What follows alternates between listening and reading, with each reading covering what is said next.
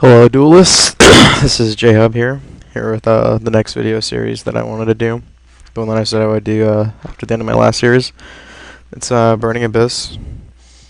Um, the deck I've gone pretty fond of the past week or so. I think it's pretty good. Although this is a different version than the one I've been using. I've been using a more streamlined version with some Monarchs, Mathematician, and never really tried Thunder Dragon and Chaos Sorcerer, but a good amount of my peers have told me that it's worth using, or at least worth testing. And Thunder Dragon does seem good in like a build with 2 soul charges.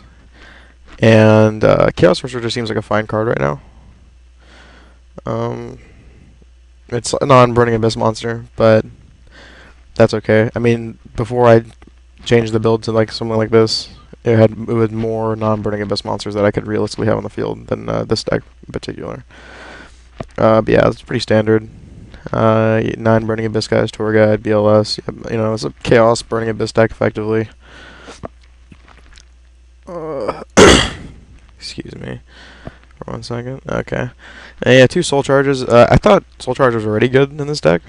I already thought it was fine. But Thunder Dragon inclusion makes it a lot better, in my opinion. 2 Lances. I was using 3 before I put all this stuff in there, but I think Lance is pretty good. I would like to fit a 3rd one in, but it's pretty hard right now. I mean, this is why we play test, to sort of shave off what we don't like. And so this is gonna be kind of a learning experience for me when I play this deck. So keep that in mind when I'm playing. I mean, I've been playing with like I know all the interactions between all these and stuff like that, but how they interact with these 5 cards in particular, I'm not entirely sure of. Everything else has been pretty standard for me. 2 Typhoons. I like having Typhoon as a card.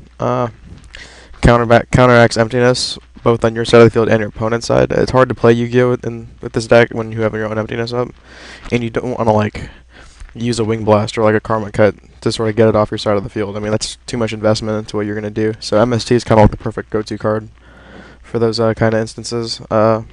Wing Blast, Karma Cut, round out our discard traps.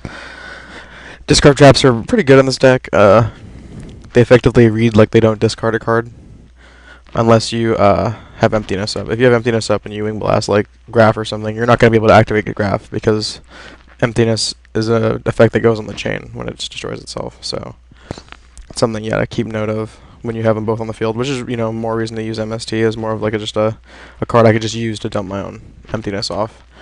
But these are just cards that are just very powerful when you can play them for free, which is what this deck does most of the time. And these are pretty standard traps over here. My 3 staples that I love. Emptiness isn't great in this deck. It's probably not as good in this deck as most decks, but it's definitely just good enough card right now to use. Breakthrough Skill is great, and Deep Prison has been great as well. Side decking, we have Eradicator. Only target is Downward Magician, but it's pretty easy to make Downward Magician. Line Prisoning Mirror is it's great, really. It's the only real floodgate you can play against any light decks. 3 Chain Disappearance for the mirror match. You kind of need these in the mirror match because you can banish your own stuff, and then you can banish all copies out of their deck. Flying Sea against Burning Abyss, Taller Knights. Any deck that really exceeds. Like, I'd play against Dolces as well. But especially against Burning Abyss because it puts a non-Burning Abyss guy on their side of the field. So they can't, it's hard for them to play unless they have Tour Guide. And then there's a whole Monarch complement here. I think Monarchs are pretty solid in this deck and are a fine sideboard option to sort of counteract what's going on after side decking.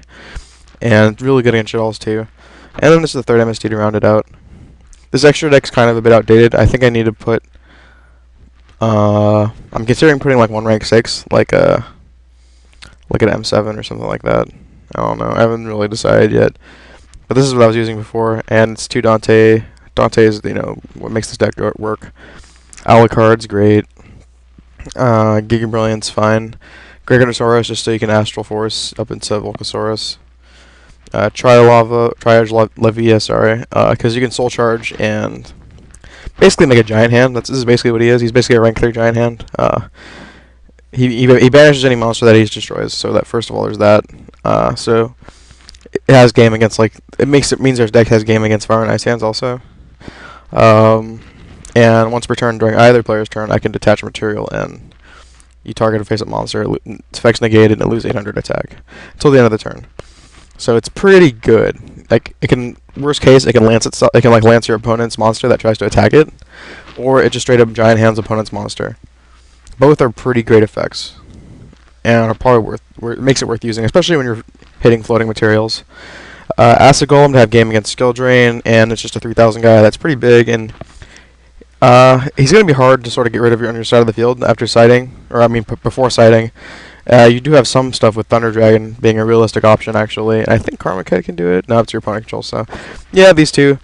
And I know you can't break through Skillet, so it could be, you know, hard to win if you have to resolve this card.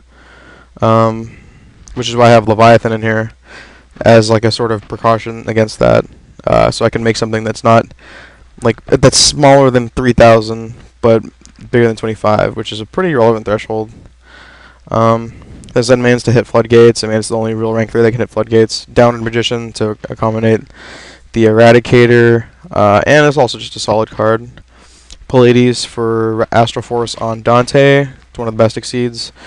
Volcasaurus, for, as I said earlier, for Gronosaurus when it rank up Astral Forces, and Gaia Dragon because it interacts pretty well with the rank 5s in the deck. Yeah, so that's a rundown of the deck, sort of my thought process behind what's going on. This is going to be a new experience for me, and maybe for you. You may have been using this build before I have. I know it's not like a unheard of build, so, but I've been, like I said, I've been using a less, you know, chaos-oriented build, and I use like stuff like Ryza, and I was even testing Dark Simorg for a little bit, but there were some rulings that I found unfavorable for it, so I decided against using it again. And so yeah, here we are. Let's fire up some games.